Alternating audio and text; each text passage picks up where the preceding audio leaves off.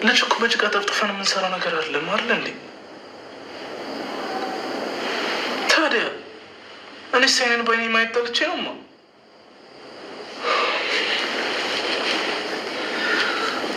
እኮ አሁን አይደለም ጊዜው እኮ ነው ያልኩት እኔ።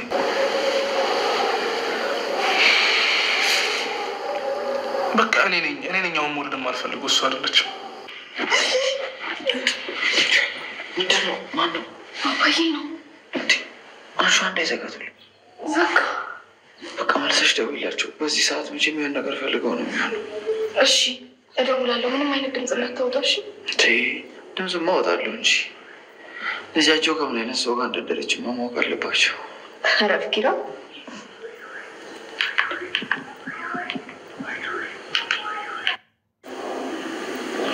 ሄሎ አባ እንዴት ነህ? እኔ ደህና ነኝ። ምነው በጠዋቱ? ደህና ነኝ አባ። እኔም እኮ ናፍቀኸኛል። ምን እዚህ እኮ ስራው አላደርስ ብሎኝ ነው። ማለቴ ትምህርቱ። እሺ አባ እሺ እደውላለሁ በቃ እሺ ቻው። በቃ ከኔ ጋር ስተኝ ልብሽ ጥፍት ነው የሚለው። አላውቅም ግን አባቴ የሆነ ነገር ውስጡን እየተሰማው ነው መሰለኝ። ስደሰትም ስከፋም ይደውልልኛል። እንዴት አይሰማቸው? አባትሽ አይደሉ? እሱስ ልክ ነህ። በቃ የደረት ተመቸሻ? አንዳንዴ ቁፍራሹ ላይ ይተኛል። አንተ ነዋ። እና እኔ ምን ላድርግ እንዴ? በአንዱ ብቻ በኩል እየተኛሽ እኮ ደረቴን አጎደጎድሽ። እንደውም ከአሁን በኋላ ርቀቴን ጠብቄ ነው ሽምታይ። ወዴት?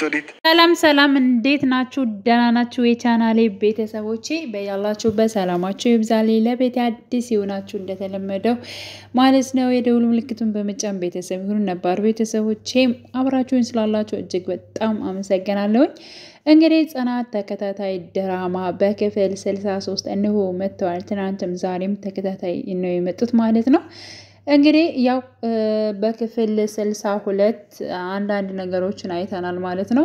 እንግዲህ ዛሬ የተፈጸሙት ወይንም ደግሞ ዛሬ የተከሰቱ አዳዲስ ነገሮች አሉ። እሱ ምንድነው እንግዲህ ያው ጽናት እንዲሁም ደግሞ ኬራ በባለፈው ጊዜ ማለት ነው የማፋጥጠውን ሰው አፋጥጣለሁ በማለት እንግዲህ ወስኖ ሐስቦ ነበረ ማለት ነው። እሱንም እንግዲህ ሰኒን ነው ያፋጠጣት ማለት ነው። አንቺና ጽናት የምታውቁት ነገር አለ፣ ከኔ የደበቃችሁኝ ነገር አለ፣ መናገር ያልፈለጋችሁት ነገር አለ። አሁን እዚህ ብቻሽን ያመጣሁሽ እንድትነግሪኝ እፈልጋለሁ ሰኒ፣ እንድትደብቂኝ አልፈልግም። የኔና የጽናት ፍቅር እንዲቀጥል ከፈለግሽ እንድትነግሪኝ እፈልጋለሁ። በፍቅር ውስጥ መደባበቅ የለም፣ ግን እናንተ ለምን እንደዚህ እንደደበቃችሁኝ አላቅም። ስለዚህ ጽናት ከኔ የደበቀችው ነገር ምንድን ነው? በቃ እንድትነግሪኝ እፈልጋለሁ በማለት እንግዲህ አጥብቆ ጠይቋት ነበረ። ሰኒ ደግሞ ምንም የደበቅን ነገር የለም፣ ምንም አላወራንም። በቃ ይህ የሴትነት ጨዋታ ነገር ነው የተጫወት ነው። በቃ በእኛ ነው እንጂ በና እንትን ነገር አይደለም፣ ሌላ ነገር አይደለም በማለት ትመልስለታለች። እሱም እንድትነግረው አጥብቆ ጠይቋት ነበረ፣ ግን ደግሞ አልነገረችውም ማለት ነው።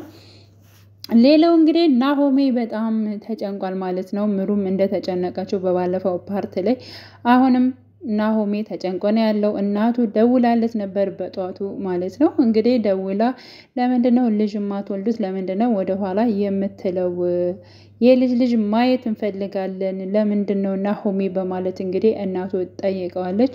ናሆሜም እንግዲህ እኛ በጭቃ ጠፍጥፈን አናመጠው፣ ለምንድነው ማዝዋ ለምንድነው የማትረጅን? እስኪ ትንሽ ቢያንስ ታገሽን በማለት እንግዲህ ይለምናታል። ያው እንግዲህ በሱ ጉዳይ በጣም እያሳሰበው ይገኛል ማለት ነው። ምክንያቱም ያው እንግዲህ ምሩን ሁላችንም እናውቃለን። ስለዚህ የህመማን ጉዳይ መናገር ነበረበት። ቢናገርና እሱ ቢያስረዳቸው እጅግ መልካም ነበረ። ግን ደግሞ እንዴት አድርጌ ላስረዳቸው፣ እንዴት አድርጌ ልንገራቸው ያለ ራሱ አምኖ ተቀብሎ የወሰነውን ውሳኔ እንግዲህ የቤተሰብ ጣልቃ ሲገባበት እንግዲህ ትንሽ ግራ እየተጋባ ነው ማለት ነው። እሱም እንግዲህ ቤተሰብም ካላቸው ፍላጎት የልጅ ከማየት ካላቸው ፍላጎት ያው ማዙ ልክ ናቸው።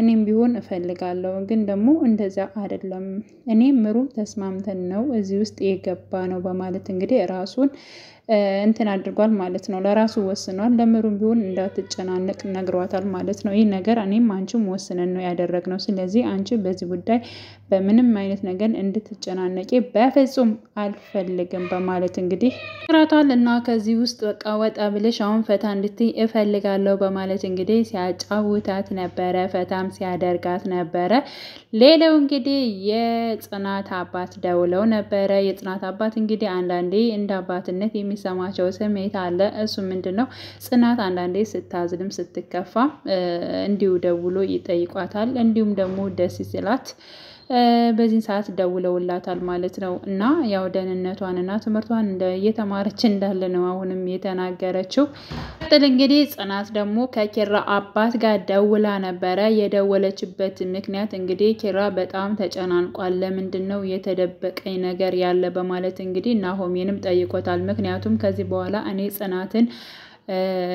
በቃ ጽናትን ማጣት አልፈልግም የሆነ ነገር እሷን ንገሪኝ ብዬ ላፋጥጣት ስል በቃ አልችልም ከፊቷ ስደርስ በቃ የምናገረው ሁሉ ይጠፋኛል በማለት እንግዲህ ለናሆሜ ነግሮታል ማለት ነው አንዳንዴ የምትወዱት ሰው የምታፈቅሩት ሰው በጣም ጥብቅ አድርጋችሁ የምትጠይቁት ወይንም ደግሞ እንትን የምታጡት ስለሚመስል ልክ እንደዛም የማጣት የምትሄድ ይመስለኛል ስለዚህ እኔ ምንም ብል ልትነግረኝ አልቻለችም ማለት እንግዲህ ገልጿል ማለት ነው ያው እንግዲህ በስተ መጨረሻም ማለት ነው እንግዲህ ጽናት ከኪራ አባት ጋር ደውላ ነበረ ያለው ነገር እያጨናነቀኝ ነው ስለዚህ ስለ ቴቴ ያለውን ጉዳይ ለኪራ መናገር እፈልጋለሁ በማለት እንግዲህ ትላቸዋለች ማለት ነው ይሄን ስታወራ ግን እንግዲህ ኪራ ሰማ ምንድነው ከኔ የደበቅሽ ምንድነው የሰማሽው በማለት እንግዲህ ጠይቋት ነበረ እሷ ግን በምንም